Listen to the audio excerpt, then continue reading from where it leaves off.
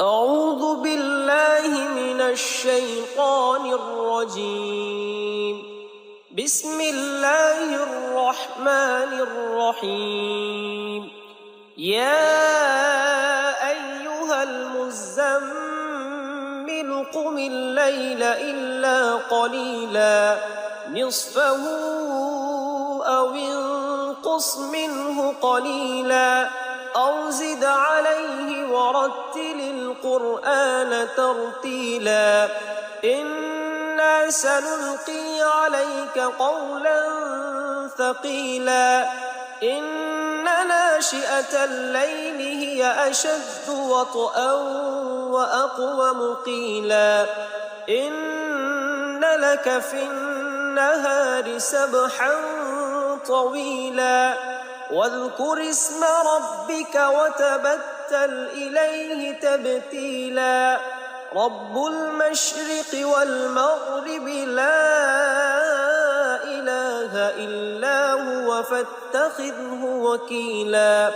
واصبر على ما يقولون واهجرهم هجرا جميلا وذرني والمكذبين أولي النعمة ومهلهم قليلا إن لدينا أنكالا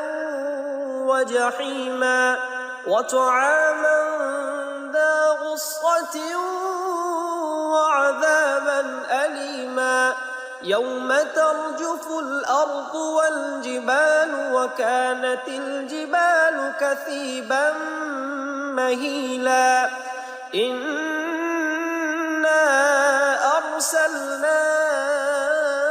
إليكم رسولا شاهدا عليكم كما أرسلنا إلى فرعون رسولا فعصى فرعون الرسول فأخذناه أخذا وبيلا فكيف تتقون إن كفرتم يوما يجعل الولدان شيبا السماء منفطر به كان وعده مفعولا إن هذه تذكرة فمن شاء اتخذ إلى ربه سبيلا إن ربك يعلم أنك تقوم أدنى من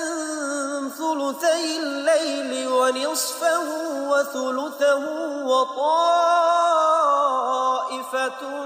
من الذين معك والله يقدر الليل والنهار علم أن لن تحصوه فتاب عليكم فاقرؤوا ما تيسر من القرآن علم أن سيكون منكم مرضى وآخرون يضربون في الأرض يبتغون من فضل الله وآخرون يقاتلون في سبيل الله فاقرؤوا ما تيسر منه وأقيموا الصلاة وآتوا الزكاة وأقرضوا الله قرضا حسنا وما تقدموا لأنفسكم من خير تجدوه عند الله هو خيرا وأعظم أجرا واستغفروا الله إن الله غفور